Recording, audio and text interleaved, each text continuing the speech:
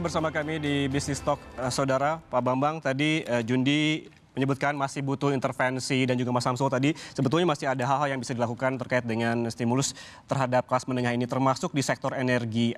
Jadi apa dari sektor energi yang bisa dilakukan bentuk intervensinya dan dari DPR apakah sudah ngobrol begitu dengan pemerintah terkait dengan stimulus-stimulus ini? Pertama, pemerintah berbicara dengan DPR itu terkait dengan bagaimana berusaha mengurangi juga biaya subsidi energi, kan seperti itu.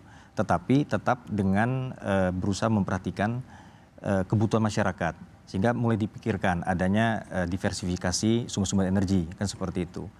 Nah, selain membicarakan hal tersebut, pemerintah bersama DPR juga ingin sekali lagi memastikan bahwa ketersediaannya itu dapat terpenuhi. Nah, kemudian selain terkait dengan bidang energi, menyambung dari apa yang sudah disampaikan oleh Adinda Jundi, ya, sebetulnya pemerintah juga banyak program-program lain yang tidak hanya terkait dengan persoalan energi saja, yang bisa kemudian menjadi satu program untuk mendukung kegiatan masyarakat. Misalkan di bidang sektor UMKM, sektor KUR misalnya. Ini kan sangat penting bagaimana masyarakat UMKM ini tetap mendapat akses untuk pembiayaan, sehingga kemudian ya mereka mendapat sumber dana untuk di dalam kegiatan usahanya. Dan kemudian kita melihat program-program yang lainnya pada ekonomi kreatif dan sebagainya, ini kan pemerintah berusaha berjalan juga. Kemudian bagaimana sektor pariwisata juga berusaha didorong pada saat ini, kan begitu. Jadi sebetulnya kita melihat bahwa ekses daripada Pertamax ini, naiknya energi ini dapat diimbangi dengan berbagai program-program pemerintah dari berbagai macam sektor yang lainnya. Sehingga dengan demikian kita berharap bahwa ini bisa bersama-sama untuk bagaimana menunjang kelas menengah tersebut. Tetapi satu hal ingin saya sampaikan bahwa apa yang terjadi pada saat ini juga perlu dukungan dan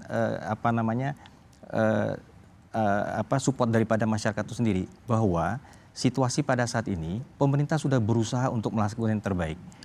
Ya seperti itu. Tapi mungkin kita juga perlu dukungan, misalkan bagaimana di dalam beberapa hal itu dapat sama-sama, kita jangan hanya menuntut pemerintah, tetapi juga dukungan dari masyarakat terkait misalnya efisiensi. Ya, di dalam konsumsi BBM juga sama-sama kita dapat melakukan penghematan. Oke, baik Pak. Saya ke Pak Roy. Ini kan kelas menengah sering disebut sebagai tulang punggung ekonomi tanah air, sekaligus motor demokrasi. Apa risikonya jika kelompok ini terus tertekan dan ditambah dengan dibayangi kenaikan dari bunga kredit cicilan gitu? Iya, kita tahu bahwa jumlah kelas menengah kan hampir 200 juta ya. Nah, dengan kondisi seperti ini memang kekuatan daripada kelas menengah ini sangat signifikan.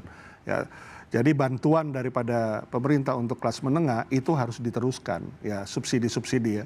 Dan bagaimana data? Nah, ini juga berbicara data, karena ada yang sudah melewati kelompok kelas menengah tapi masih menerima bantuan misalnya, ataupun yang sudah kelas menengah tetapi juga nggak diapa-apain. Nah, jadi mereka harus diperhatikan dalam arti supaya mereka tuh punya pendapatan yang pasti. Karena sekarang ini kita tahu bahwa dengan kondisi ekonomi sekarang, yang namanya PHK bukan merupakan suatu hal yang tabu lagi. Ya, yang hari ini masih bisa, besok perusahaannya udah tutup. Tapi bagaimana diajarkan kelompok menengah ini, karena kan pemerintah tahu jumlah kelas menengahnya. Ya, diajarkan bagaimana mereka punya wirausaha misalnya. Ya contoh sederhana, saya pernah bicara dengan teman-teman bahwa warung misalnya, mereka harus punya usaha warung misalnya, sederhana saja ya. Kemudian dibantu, kemudian diberikan juga subsidi ya, misalnya untuk beberapa barang yang kebutuhan pokok misalnya. Jadi mereka punya usaha-usaha mandiri, sementara mereka juga sudah dalam suasana yang genting sekarang ini. Suasana yang genting ini membuat pelaku usaha wait and see atau stop ekspansi dulu nggak? Oh iya, pasti kita wait and see. Kalau cost kita lebih besar daripada pendapatan kan kita lihat saja di retail kita sudah mulai menahan untuk mengekspansikan gerai atau retailnya. Karena apa? Karena ya costnya bisa lebih besar daripada pendapatannya. Yang masuk ke retail sekarang berapa orang, berapa yang belanja, kan seperti itu. Nah kita sangat memilih sekarang daerah-daerah tertentu saja. Jadi bagian daripada fungsi pemerintah di sini tentu melihat mana sih yang prioritas-prioritas ya. Kita semua setuju lah. MBG kita setuju ya, kemudian apapun programnya helikopter view-nya pasti bagus government, pemerintah. Tapi kita harus lihat yang substansi itu apakah masih mau digaspol ya dengan kejadian-kejadian yang kemarin kita ikuti MBG dengan carut-marutnya dan lain sebagainya. Apakah memang daerah tertentu saja yang sangat membutuhkan klaster tertentu sehingga alokasinya bisa dipindahkan kepada konsumsi yang mendukung kepada konsumsi khususnya kelas menengah ini. Karena kelas menengah kita hampir 200 juta. Oke, Mas Samsul, dengan kondisi saat ini menurut Anda ada juga dibayang-bayangi soal kenaikan cicilan bunga kredit termasuk KPR begitu. Apakah ini menurut Anda sudah sinyal bagi negara untuk masuk memberikan intervensi?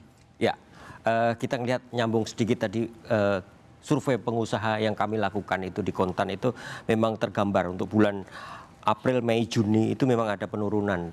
Optimismenya itu ada penurunan di level agak pesimistis Mas Derajat. Jadi memang di 2,99 di bawah 3 artinya pesimistis. Itu penyebabnya adalah satu memang ekonomi global, kedua daya beli yang menurun dan situasi politik nasional. Nah, berkaitan dengan itu situasi politik nasional apa yang disampaikan oleh teman-teman mahasiswa sekarang ini kan itu kan adalah untuk melakukan upaya perbaikan dari sisi fokus budget dan bagaimana yang tadi disebut Pak Roy, apakah tetap gaspol dengan 2 program atau proyek-proyek utama yang memang itu janji pemerintah dan sudah disosialisasikan, tapi faktanya apakah harus tetap gaspol ataukah memang priority memang di daerah yang benar-benar membutuhkan, itu yang perlu dilakukan. Soal kelas menengah namanya jadi tulang punggung ya harus penyangga karena sekarang udah mulai bongkok ini gitu kan. Oke, berarti artinya semua ini sepakat kelas menengah adalah tulang punggung ekonomi. Lalu pertanyaannya saudara, apa yang sedang dilakukan negara agar tulang punggung ini tidak patah? Kita bahas usai jeda, tetaplah bersama kami di Business Talk. Anda masih bersama kami di Business Talk, saudara. Jundi, ini sudah ada sinyal dari pemerintah soal efisiensi MBG. Apakah ini sudah menjawab keresahan ataupun tuntutan dari mahasiswa? Oke, kami memahami memang dalam beberapa waktu ke belakang ada upaya yang dilakukan oleh pemerintah untuk membenahi MBG. Entah itu dalam pengalokasiannya maupun juga dalam struktural di Badan Gizi Nasional.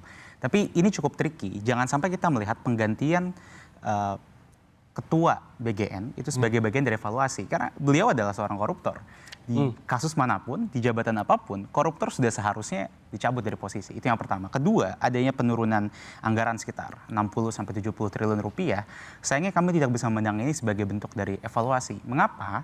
Karena sedari awal kita harus lihat program makan bergizi gratis ini tidak tepat sasaran. Mengapa? Karena disampaikan oleh Presiden Prabowo bahkan sejak masa kampanye begitu ya. Bahwasannya program ini ditujukan untuk menyelesaikan permasalahan stunting.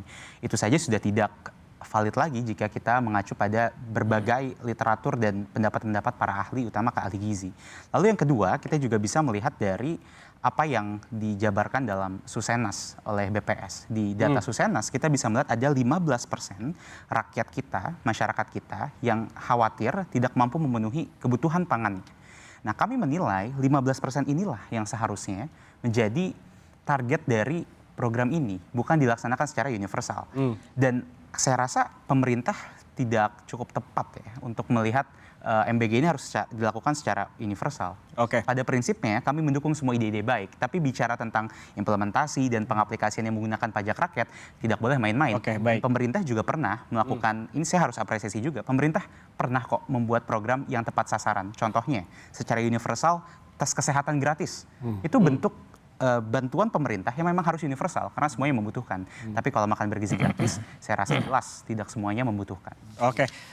Pak Derajat, apa yang dilakukan oleh pemerintah terkait dengan MBG ini bukan evaluasi dan memang sudah seharusnya kata mahasiswa? Memang MBG ini kebetulan kan ketua Satgas MBG, ketua umum saya ya Pak Zulhas, dan beliau sering rapat dan kebetulan saya juga menjadi tim ahli beliau ya. Jadi memang evaluasi terus dilakukan, berbagai sumber inefisiensi gitu, ditutup ya. Jadi saya tidak bisa menjawab terlalu banyak, tapi yang jelas pemerintah sekarang sedang memperbaiki tata kelola MBG. Tapi yang lebih krusial, tadi yang disampaikan teman-teman tadi, itu solusinya adalah satu, fiscal prudence. Fiscal prudence-nya ini adalah meningkatkan brankas negara, meningkatkan pendapatan. Kedua, business climate. Nah, ini belum banyak kita bahas. Jadi subsidi-subsidi segala macam itu sebenarnya kalau kita arahkan ke perbaikan business climate, itu efeknya, multiplier efeknya itu akan jadi lebih besar. Saya kasih contoh ya.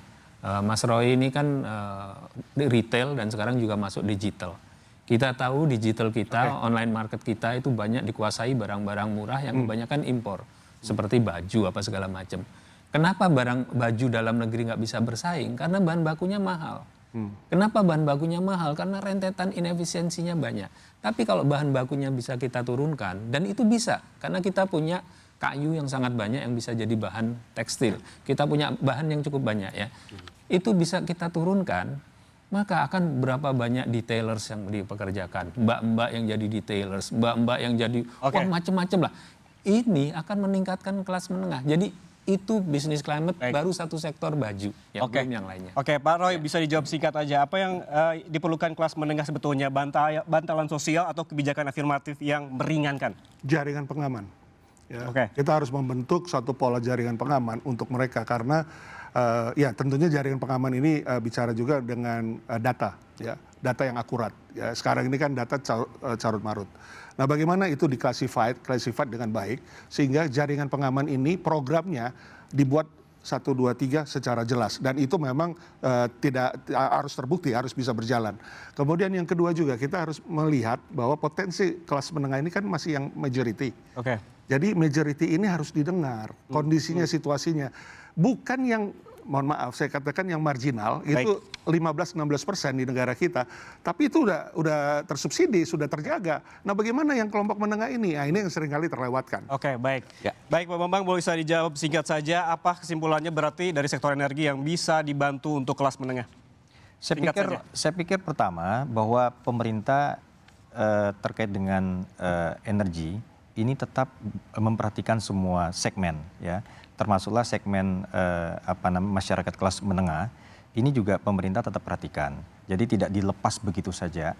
Seperti yang saya jelaskan di awal tadi terkait dengan misalkan untuk BBM sendiri, jenis Pertamax pun itu Pertamina tidak dibiarkan menjual dengan harga ekonomi. Jadi harga yang sekarang pun di bawah itu. Ini salah satu cara daripada pemerintah untuk memperhatikan kelas menengah tersebut. Seperti yang saya sampaikan dan juga tadi Pak Derajat Prabowo sampaikan bahwa ya kadang-kadang dengan situasi yang seperti ini iklim yang kondusif itu yang ingin kita ciptakan. Dan saya pikir kita sedang bekerja keras untuk itu. Semua saran dan masukan kita akan terima dan kita akan perbaiki menuju Indonesia lebih baik. Baik, terima kasih Bapak-bapak atas waktunya bersama kami di studio Kompas TV. Demikian Bisnis Talk hari ini, saudara. Saya Yan Rahman pamit undur diri. Terima kasih atas kebersamaan Anda. Sampai jumpa.